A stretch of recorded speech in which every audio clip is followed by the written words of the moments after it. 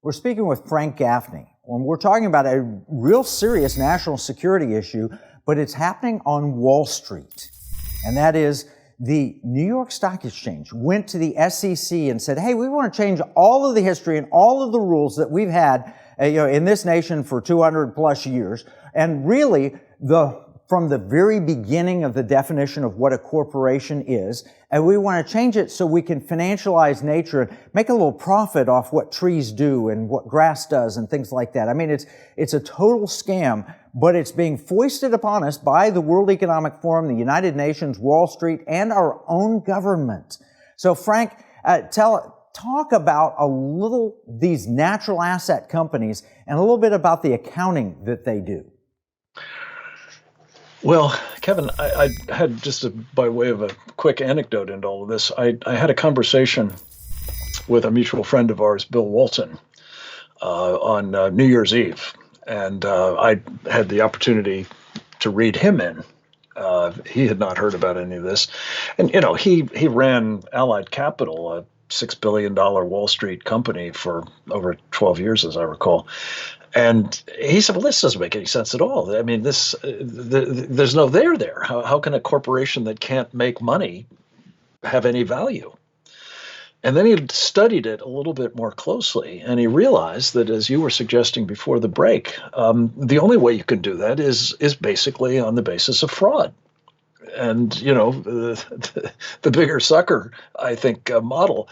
And basically, what they have in mind, and by the way, it's important to know the genealogy of this thing. This was born of an agenda adopted by the United Nations decades ago. They called it at the time the 30 by 30 program. And what that meant was that 30% of the world's land and water and air and so on would be remanded to a pristine state permanently by governments of the world. Over time, they changed it to the Agenda 2030 sustainable, program.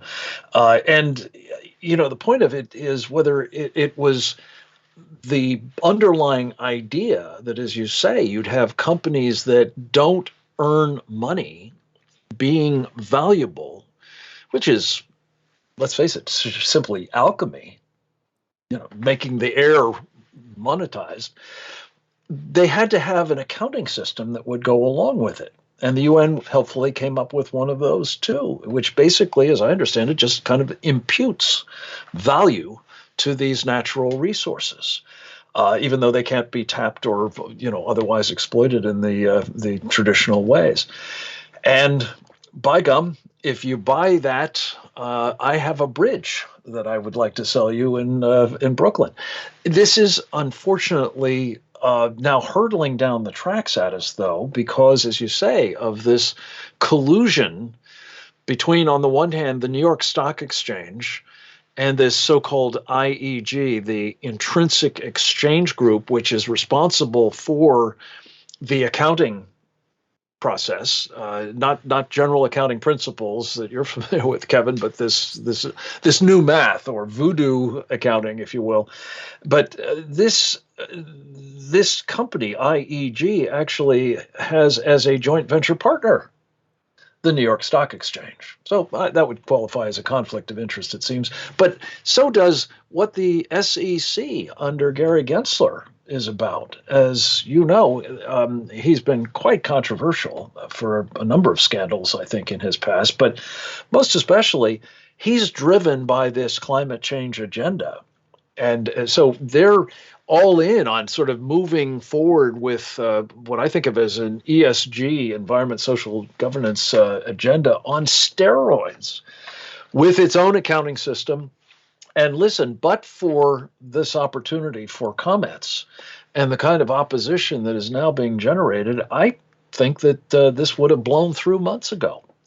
And it may yet, but we do have a chance to do something about it. And I'm very excited that the Economic War Room team can play an important